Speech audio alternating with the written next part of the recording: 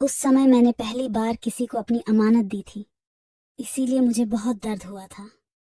वैसे तो इरफान भैया मेरे सगे भाई नहीं हैं, लेकिन वह मेरे चाचा के लड़के हैं, इसीलिए रिश्ते में वह मेरे भाई ही लगते हैं। मेरी हाइट 5.5 फीट है तथा भैया की हाइट 5 फीट तक है, क्योंकि वह मुझसे उम्र में भी 2 साल छोटे हैं। हम शहर में रहते थे और हमारे चाचा और उनकी फैमिली गांव में रहती थी। इस बार इरफान भैया ने 12वीं क्लियर की थी, इसलिए वह अपनी छुट्टियां मनाने हमारे पास शहर आए थे। जब इरफान भैया हमारे घर आए तो मेरे अम्मी अब्बू भी बहुत खुश हुए, क्योंकि मेरा कोई भाई नहीं है, इसीलिए अब्बू इरफान भैया को ही अपना बेटा समझते थे।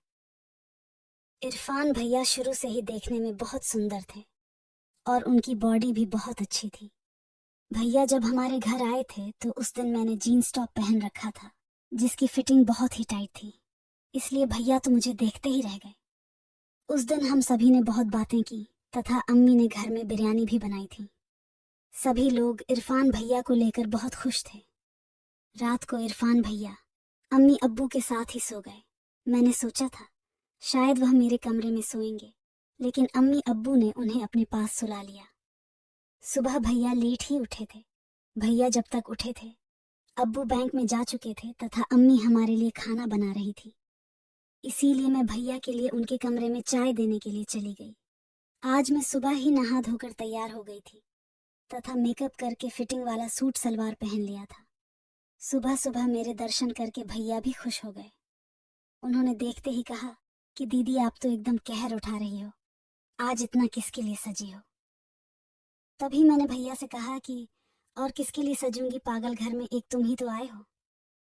तभी भैया बोले कि भला मेरे लिए इतना सजने संवरने की क्या जरूरत है, मैं कौन सा तुम्हारा शौहर लगता हूँ। तभी मैंने कहा कि भैया आप तो बुद्धू के बुद्धू ही रहोगे, और फिर मैं उन्हें चाय थमाकर चली गई। 2 घंटे बाद अम्मी ने हमारा खाना डाइनिंग टेबल पर लगा दिया था और खुद पड़ोस वाली आंटी के यहाँ उनके बच्चे का नाम था तो वहां पर चली गई। थोड़ी देर बाद भैया भी नहाकर खाना खाने आ गए थे और मैं डाइनिंग टेबल पर उन्हीं का इंतजार कर रही थी। मैंने आज जानबूझकर चुन्नी नहीं ली थी ताकि भैया को जन्नत के दर्शन हो सके, क्योंकि मैं भैया को अपने जाल में फंसना चाहती थी ताकि वह मेरी गर्मी दूर कर सके। भैया ने सबसे पहले जन्नत ही देखी और उसके बाद मुझे देखा तो मैंने भैया को आंख मार दी। तो भैया कहने लगे कि अरे दीदी ऐसे मत मारो, लग जाएगी, और इसके बाद हम दोनों हंसने लगे। भैया खाना खा रहे थे, लेकिन मैं पहले ही खा चुकी थी, इसीलिए मैं बस उन्हें देख रही थी। और मैंने उनसे पूछ लिया कि भैया दूध पियोगे क्या। तो भैया ने वहां पर देखा तो वहां दूध नहीं था, तो वह बोले कि पी लूंगा, पर यहाँ पर कहाँ है। तो मैं बोली कि मैं उस वाले दूध की बात नहीं कर रही हूँ। तभी भैया बोले कि दीदी आप बहुत बिगड़ गई हैं, भला कोई अपने भाई से भी इस तरह की बात कर सकता है क्या। तभी मैं भैया से कहने लगी कि भैया आपको तो पता ही है मेरी मौसी ने अपने चाचा के लड़के से शादी की थी, और आपके मामा ने भी तो अपनी चाची से शादी की थी। और फिर मैं भैया से रिक्वेस्ट करने लगी कि प्लीज भैया मान जाओ ना, इतना भी क्या तरसा रहे हो, हम कौन सा किसी को मार रहे हैं जो हमें पाप लगेगा। हम तो बस थोड़ा सा एंजॉय करना चाहते हैं और मैं आपको भी बहुत मजे करवाऊंगी, बस आप एक बार हाँ तो करो। उस दिन मैंने भैया को बहुत मनाया, लेकिन भैया राजी नहीं हुए। खाना खाने के बाद हम सो गए तथा दोपहर के बाद अम्मी जान भी वापस आ गई थी। शाम को हम तीनों अम्मी जान और इरफान भैया शहर में घूमने के लिए चले गए। हम शहर के सेंट्रल पार्क और खाना खाने के लिए होटल में भी गए थे। शाम को अब्बू जान भी बाहर से खाना खाकर आ गए तथा थके होने के कारण टाइम से ही सभी सो गए थे। आज मैंने अब्बू जान और अम्मी से जिद करके भैया को मेरे कमरे में सुला लिया था। शाम को हमने लगभग 12 बजे तक बातें की थी और मैंने भैया से पूछ भी लिया था कि भैया अगर आपकी कोई सेटिंग है तो भी मुझे बता दो। तो भैया बोले कि नहीं दीदी ऐसी बात नहीं है, आप समझने की कोशिश नहीं कर रही है। दरअसल मैं भी आपको उतना ही पसंद करता हूँ जितना आप मुझे करती हैं, लेकिन दीदी मुझे ताया जी अपने बेटे के समान समझते हैं। अगर मैंने आपके साथ दोस्ती कर ली तो ताया जी को अच्छा नहीं लगेगा। तभी मैं बोली कि अरे भैया हम अब्बू जान को थोड़ी बताएंगे, हम तो बस थोड़ा सा एंजॉय करना चाहते हैं। तभी भैया बोले कि नहीं दीदी, यह तो फिर उनके साथ धोखा होगा। तो फिर मैंने भैया को तिरछी नजरों से देखते हुए बोला कि चलो कोई बात नहीं, अगर आपको मजे नहीं लूटने तो फिर रहने देते हैं। तभी भैया बोले कि नहीं दीदी, आप तो बुरा मान गई, मेरा भी दूध पीने का मन करता है। तो मैंने कहा कि फिर पी लिया करो ना, इतना डरते क्यों हो। उस रात से भैया मेरे साथ काफी फ्रैंक हो गए थे। उस रात हम दोनों ने मिलकर आपस में बहुत सारी ऐसी वैसी बातें की। हम हंस खेल कर बस सोने ही वाले थे कि तभी मुझे अम्मी जान के कमरे से थोड़ी थोड़ी आवाज सुनाई दी।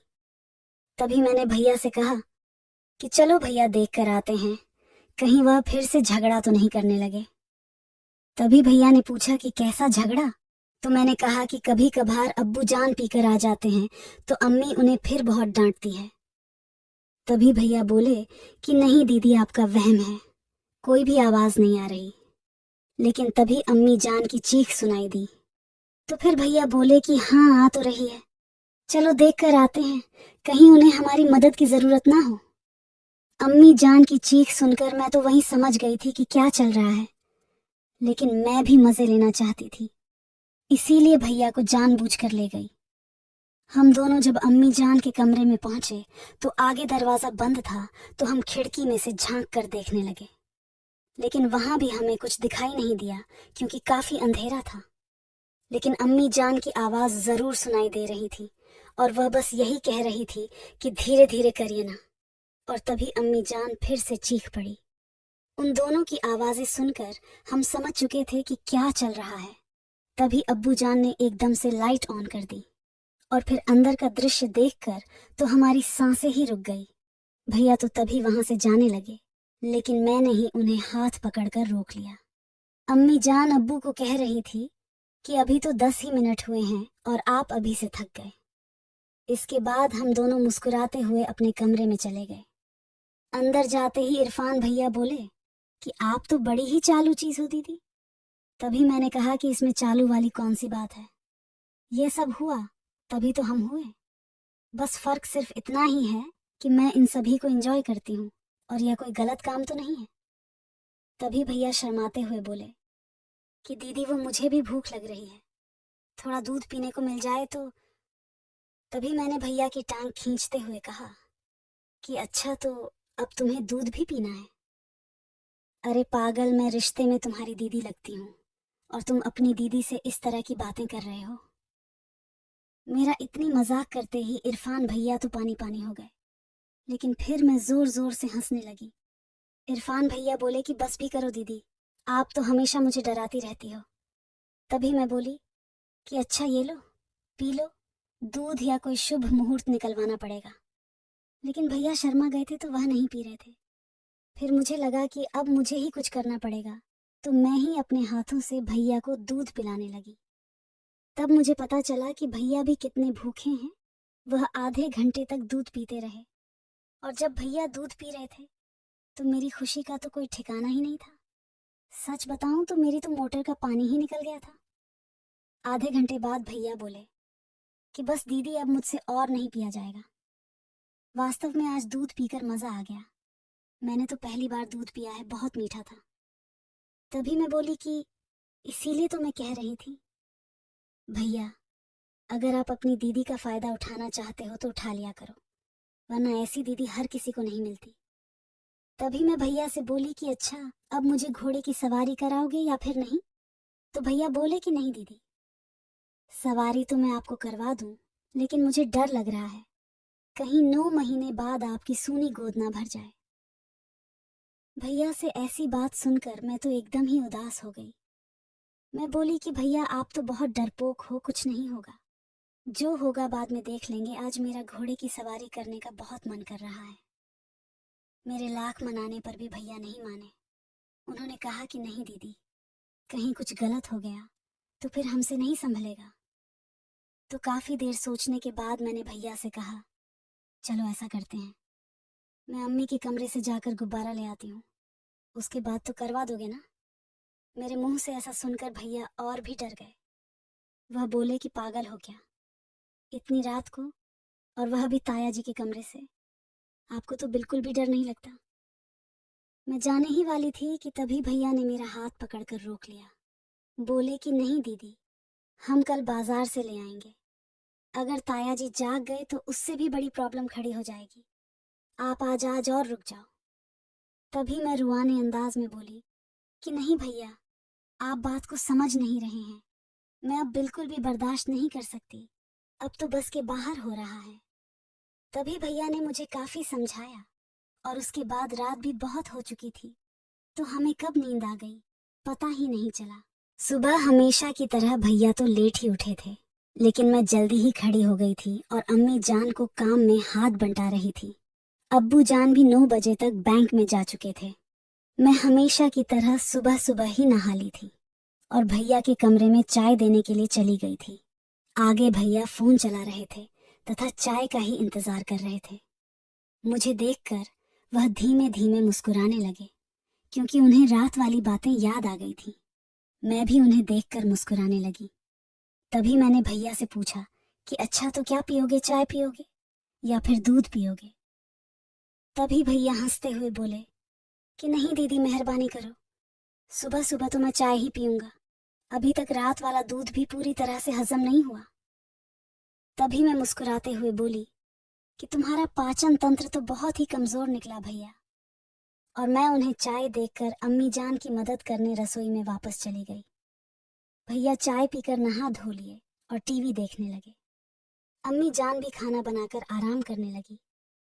इसके बाद मुझे तो वही बात सता रही थी कि अब बाजार जाना है, इसीलिए मैंने अम्मी जान से इजाजत ले ली। पहले तो मैं भैया को अपने साथ ले जा रही थी, लेकिन अम्मी जान ने उन्हें रोक लिया, क्योंकि अम्मी जान भैया से पंखे साफ करवाना चाहती थी, क्योंकि उनका हाथ पंखों तक नहीं पहुंचता है। इसलिए मुझे अकेले ही बाजार जाना पड़ा। बाजार जाते ही मैंने सबसे पहले फल सब्जियां खरीदी और अम्मी जान ने दर्जी को अपना सूट सिलवाने को दिया था, तो वह ले लिया। और इसके बाद मैं सीधे ही मेडिकल स्टोर चली गई। मेडिकल में जाने से पहले मैंने दुपट्टे से अपने मुंह को ढक लिया था, ताकि कोई प्रॉब्लम ना हो। और इसके बाद मैंने जाते ही उनसे चॉकलेट वाला गुब्बारा मांग लिया, क्योंकि मुझे चॉकलेट की खुशबू बहुत पसंद थी। मेडिकल वाले भैया ने पहले तो मेरी तरफ देखा, लेकिन उसके बाद बिना कुछ बोले मुझे बलून दे दिया। इसके बाद मैंने सोचा कि भैया के लिए गोलियां भी ले लेती हूँ, क्योंकि उन्हें देखकर मुझे लग रहा था शायद उन्हें इसकी जरूरत पड़ेगी। तो मैंने उनसे गोलियां भी मांग ली, लेकिन पता नहीं क्यों उन्होंने मुझे गोली देने से इनकार कर दिया। फिर मैंने उनसे ज्यादा बात नहीं की और गुब्बारा लेकर बाहर आ गई। फिर मैंने सोचा शायद इनके पास नहीं होगी, तो मैं दूसरे मेडिकल स्टोर पर चली गई, लेकिन उन्होंने भी मुझे टैबलेट नहीं दी। अब मुझे क्लियर हो गया था कि मुझे ऐसे तो टैबलेट नहीं मिलने वाली। फिर मैंने असलम को फ़ोन किया। असलम 12th क्लास में मेरे साथ पढ़ता था और वह मुंह पर लाइन मारा करता था, लेकिन उस वक्त पता नहीं मुझे इन चीज़ों में इतनी दिलचस्पी नहीं थी, तो मैंने उसे सिर्फ दोस्त तक की सीमित रखा। असलम के बड़े भाई का यहाँ पर मेडिकल स्टोर है, लेकिन असलम अब खुद कराची चला गया है। असलम को फ़ोन करते ही पहले तो वह मुझे नहीं पहचान, लेकिन बाद में पहचान गया। जब मैंने उनसे टैबलेट के बारे में कहा तो वह एकदम से हैरान हो गया और बोला कि अरे जरीना, तुम्हारी शादी कब हो गई? तुमने तो मुझे शादी में भी नहीं बुलाया। तो मैंने उसे मुस्कुराते हुए कहा कि नहीं, वह बात नहीं है, मैं अभी भी कुंवारी ही हूँ। तो असलम बोला कि अच्छा, तो फिर किसके लिए गोलियां ले जा रही हो? लगता है आजकल बड़ी बदमाश हो गई हो। पहले तो तुम बातें भी नहीं किया करती थी और अब सीधा काम। असलम बहुत मजाकिया था, तो वह मेरे पूरे मजे ले रहा था। तभी मैंने उसे डांटते हुए कहा कि चलो अब छोड़ो और जल्दी से मुझे टैबलेट दिलवाओ। तो असलम बोला कि तुम हमारे स्टोर पर चली जाओ, मैं भैया को फोन कर दूंगा, तुम बस उन्हें अपना नाम बता देना। जैसे ही मैं असलम की स्टोर पर पहुंची तो वहां पर उनके भैया तो नहीं थे, लेकिन कोई और ही लड़का खड़ा था। तो उसने मुझे जाते ही नाम पूछ लिया कि आपका ही नाम जरीना है क्या? तो मैंने हाँ में सिर हिला दिया। उन्होंने बिना कुछ कहे मुझे टैबलेट दे दी और पैसे भी नहीं लिए। काम पूरा होते ही मैं जल्दी से घर आ गई। घर आते आते मुझे 2 बज गए थे। जैसे ही मैं घर आई तो भैया ने अपना सामान पैक कर रखा था तथा घर वापस जाने की तैयारी कर रहे थे। अब्बू जान भी बैंक से आज जल्दी आ गए थे तथा अम्मी भी वहीं थी। ये सब देखकर मैं तो बिल्कुल हैरान हो गई। मैंने जाते ही अम्मी से पूछा कि यह सब क्या हो रहा है, भैया कहीं जा रहे हैं क्या?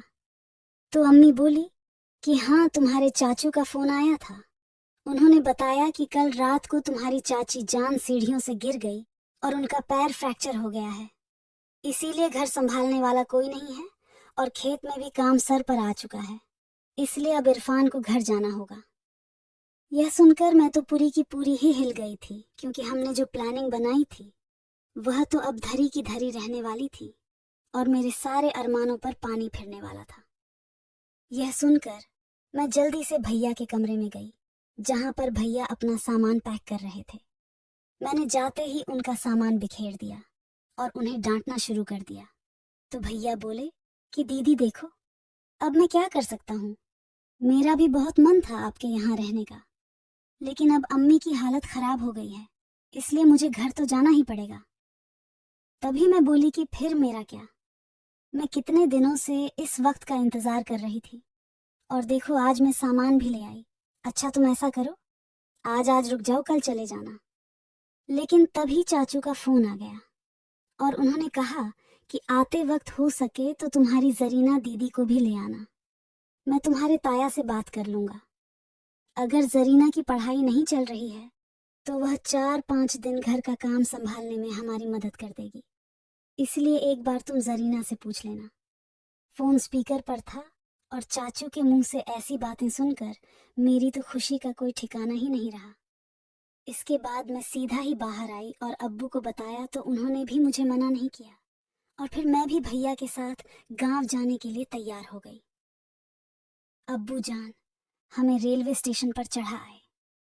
सारे रास्ते भैया सामान से खेलते हुए गए और वह तो ट्रेन में भी दूध पीने की जिद करने लगे, लेकिन पैसेंजर काफी बैठे थे। हम गांव पहुंचे तो अंधेरा काफी हो गया था। चाचू और चाची दोनों ही दरवाजे पर बैठे हमारा ही इंतजार कर रहे थे। हमें देखकर वो बहुत खुश हुए। चाचा जान ने पहले से है खाना बना रखा था, तो हमने जाते ही सबसे पहले खाना खाया, फिर नहाकर आपस में बातें की और थमने की वजह से हम जल्दी ही सो गए। चाचा जान और भैया बाहर सोए, मैं चाची के पास ही सो गई। सुबह होते ही मैंने सभी के लिए चाय बना दी तथा चाची जान के पैरों की मसाज भी कर दी। भैया आज भी हमेशा की तरह लेट ही उठे थे। तब तक चाचू जान खेत में जा चुके थे। इसके बाद मैं रसोई घर में खाना बनाने लगी। मैं सब्जियां काट रही थी, तभी भैया भी चाय नाश्ता करके रसोई में मेरी मदद करने आ गए। गर्मी के कारण मेरा पूरा शरीर पसीने से भीग चुका था। मुझे पसीने में भीगा देखकर भैया बोले कि कैसी हो दीदी, लगता है आपकी गर्मी आज निकल रही है। तभी मैंने भी उन्हें नखरे दिखाते हुए कहा कि आपसे तो कुछ होता नहीं। तभी भैया बोले कि दीदी आज बस आप तैयार हो जाओ, आज शाम को हम खेत चलेंगे और फिर देखना मैं क्या क्या करता हूँ। आपको रुला न दूं तो मेरा नाम बदल देना। तभी मैं बोली कि अब बस भी करो भैया, रहने दो, इतनी भी मत फेंको। लेकिन मैं अंदर ही अंदर खुश हो रही थी और अब मैं शाम होने का इंतजार करने लगी थी। मैंने जल्दी से खाना बना लिया था तथा चाची जान को खिला दिया। भैया के लिए भी टेबल पर खाना लगा दिया और हमने मिलकर खा लिया।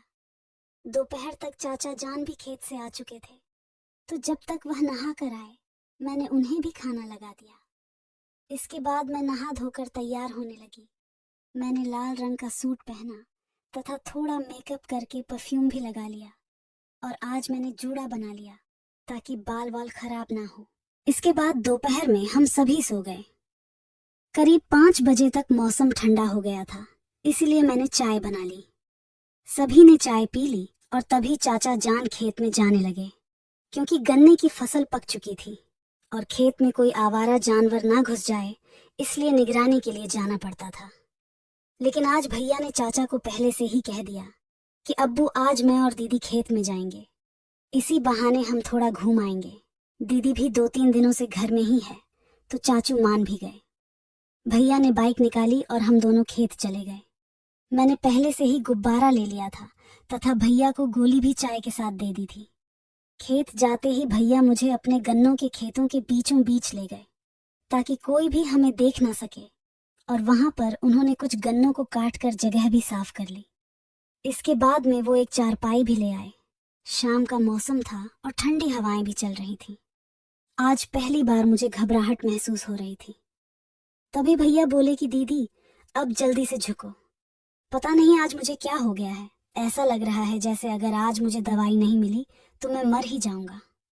इसके बाद मुझे आज भैया ने अपने खेत में ही गन्ने का रस पिलाया। वैसे मैं नहीं पीना चाहती थी, लेकिन भैया ने जानबूझकर पिला दिया। आधे घंटे तक मैंने गन्ने का स्वाद चखा। वह सच ही कह रहे थे, मेरी आंखों से पानी बहने लगा, लेकिन फिर भी मैं मुस्कुरा रही थी। मेरी बस हो चुकी थी तो मैंने भैया से कह दिया कि बस भैया, आज के लिए इतना ही, अब मेरा पेट भर गया है। तभी भैया रुक गए और हमने आधे घंटे तक वहीं आराम किया। समय बहुत हो चुका था और अंधेरा भी होने लगा था, तो भैया बोले कि चलो दीदी, अब हमें घर चलना चाहिए, कहीं अब्बू जान परेशान ना हो। लेकिन सच कहूं तो मैं खड़ी भी नहीं हो सकी थी। इसके बाद भैया ने ही मुझे उठाया और बाइक पर ले जाकर बिठाया। घर जाकर सबसे पहले तो हम नहाए और उसके बाद भैया ने ही खाना बनाया। मैं तो बस रसोई घर में बैठी थी, क्योंकि मेरी सारी गर्मी आज निकल चुकी थी। तभी भैया भी मेरा पूरा मजा ले रहे थे और वह भी बार बार मुझे छेड़ रहे थे कि क्या हुआ दीदी, एक दिन में ही पंचर हो गई। शाम को खाना खाकर मैंने भैया से पेन रिलीफ वाली गोली मंगवा ली, जिसे खाने के बाद ही मुझे नींद आई। अगले 5-6 दिनों तक मैंने भैया को अपने पास भी नहीं भटकने दिया था, लेकिन वह मुझे हर वक्त चिढ़ाते रहते थे कि चलो दीदी, गन्ने के खेत में चलते हैं, और मैं बस मुस्कुरा कर रह जाती। सच बताऊं तो अब हमारा निकाह हो गया है, क्योंकि आपको तो पता ही है कि सच्चाई ज्यादा दिन नहीं छुपती। एक दिन मैंने और भैया, मैं घर में ही माहौल बना रखा था और हमारी खराब किस्मत की चाची जान ने हमें देख लिया। इसके बाद चाचू और चाची जान ने हमें खूब डांटा तथा भैया को तो मार भी लगा दी। फिर उन्होंने मेरे अम्मी अब्बू को गांव बुला लिया। जब उन्होंने हमसे पूछा तो हमने उन्हें सारी सच्चाई बता दी कि हम पिछले 1 महीने से यह सब कर रहे हैं।